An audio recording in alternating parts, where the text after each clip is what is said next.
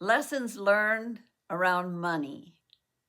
I realize that the older I get, the more wisdom I have, and some of it has come about the hard way. And that's why I'm here to share with you, because I want you to know all the different mistakes I've made so that hopefully you won't go down that same road. So some years ago, I was doing really great. I had a healing center created for clients, and clients would come and go all day long. And then some people would fly in and stay with me for 4 or 5 days, heal, go on their way. And so I'm in the holistic field. I'm Georgie Holbrook. I'm a holistic health educator. And I came out of the corporate world, totally burnt my immune system out that way, and dedicated my life to sharing my story with other people in hopes that they wouldn't go down the same road I did, where high stress and just eat, sleep, work was a way of life, right? So money was flowing in. I was doing a lot of talks at that time, and life was good. And then I get invited to be on a board of directors. And because of my corporate background is why they were inviting me. So this was a startup company. And so we met once a week with the board, and we would go to lunch, and we were just buddies, right? So after a year, one of the owners was also into investments. And so I can still see it. We were at dinner, and he proposed the question, so Georgie, what are you doing if investing your money? Because I've heard you say this last year that you wanted to create a chapel where you could teach people how the sound of silence and how to get quiet. So it wasn't about religion. And that if you invested with me, he says, I will take your money and I will treasure it, and I will, in 3 years, I'll double or triple, whatever the amount was, what you have. And I was like, really? And I was so busy, but I had been to 5 different investors asking them the same question. And I always hesitated because this was my mother and dad's money. And my dad had worked so hard all his life being self-employed that I didn't want to ever lose it. So here's this man that's so kind, right?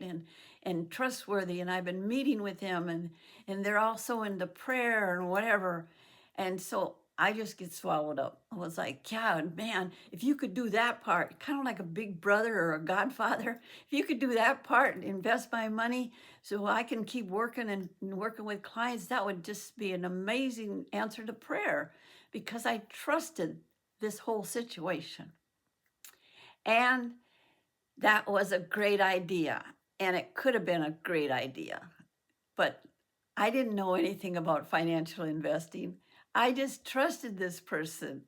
And I was swooped into this situation. And there was many red flags, but I didn't understand those red flags at the time and kind of dismissed them. Maybe you do that too, right? So 2 years in to this situation, I had signed a lot of different papers for him and just trusted the process as I'm busy. And then the bank calls and says, Georgie, you don't have any money in the bank. And I'm like, oh, no, I'm not. I really do. And they're like, Georgie, we're calling you because there's no money in the bank. This man had taken not only the money I invested, but he had taken the money out of the bank, and I was broke. And so I'm going to fast forward. So I trusted this person because he was head of our Chamber of Commerce. He wore this red jacket full of pins and awards that he had gotten. He was the father of the year for one of our charities. And him and his wife, taught Bible studies and stuff at church. So why would I ever doubt them, right? So now the same person, I don't have any money in the bank. And it's like devastating. It's like, no. So I meet with him and his wife, and I'm asking them questions. And he says this answer: it's none of your business what happened to the money. And I'm like, oh my gosh, okay.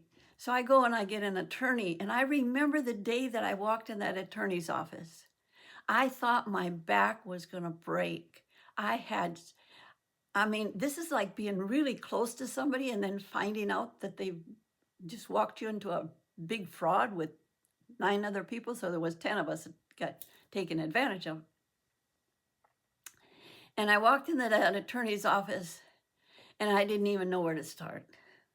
So over the next 4 years, I was in court, and I had to file bankruptcy.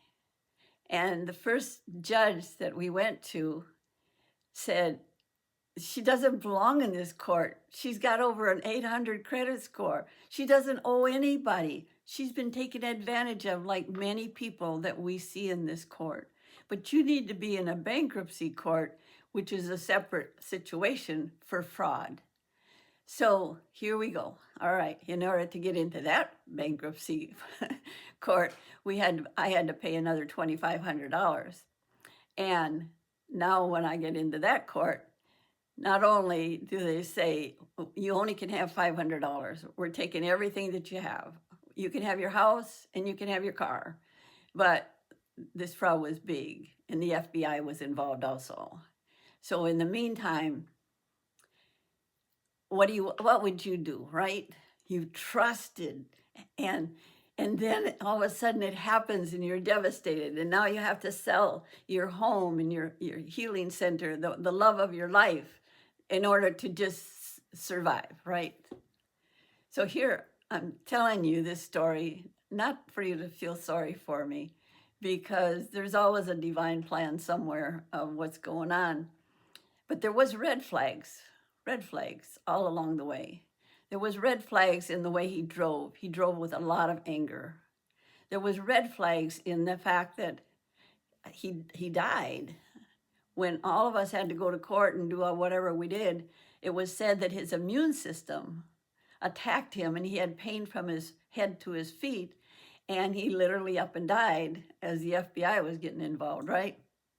Well, that's what we do, right? We just check out sometimes when we're faced with our own false doings, right? It was very hurtful. And I'm still regretting the fact that I just swallowed up into it. I just walked into it because I didn't know about finances. I didn't know about investing. And I just trusted.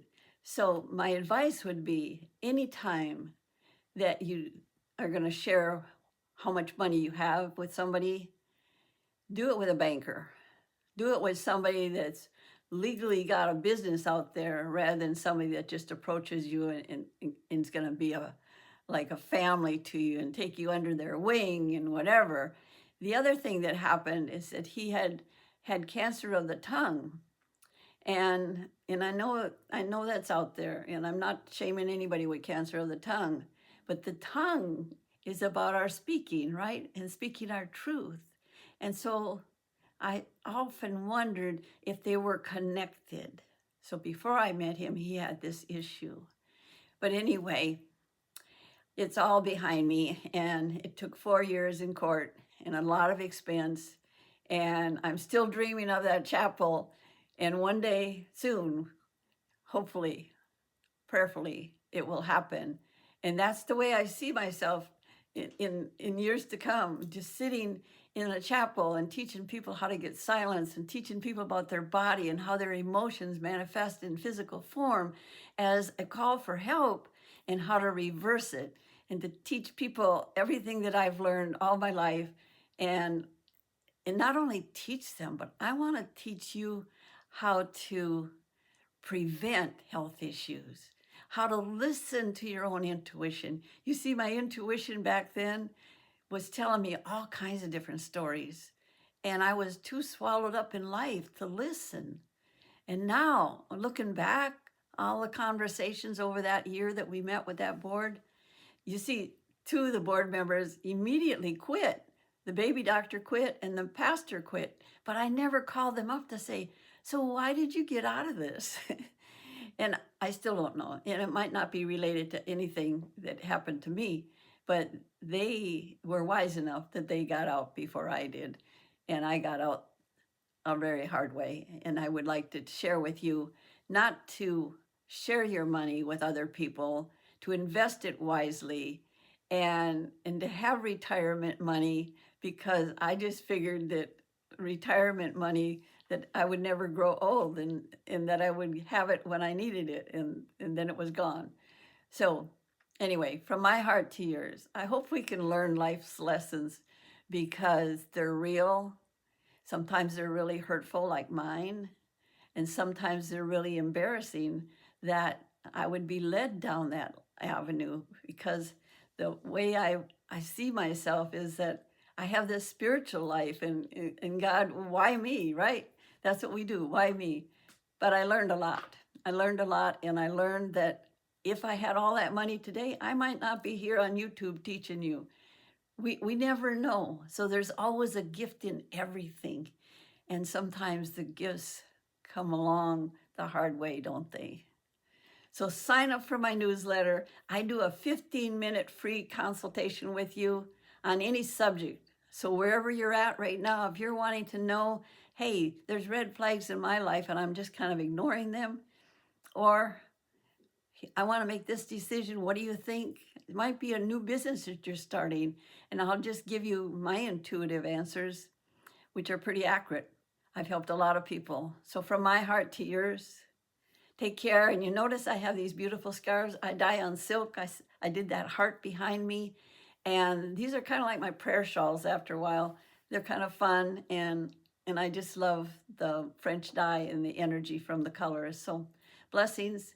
Have a great life. Reach for your joy. You see, I have 5 books. Read my books. And together we can really make a difference. And we can share our vulnerable stories that are not bad after a while. They're just stories that we all can learn from. That's the only reason I'm sharing this for the first time in my entire life, sharing this story with you. So take care. Blessings. Thank you for signing up. I look forward to talking to you. Free session, 15 minutes. Anytime. Sign up. Bye now.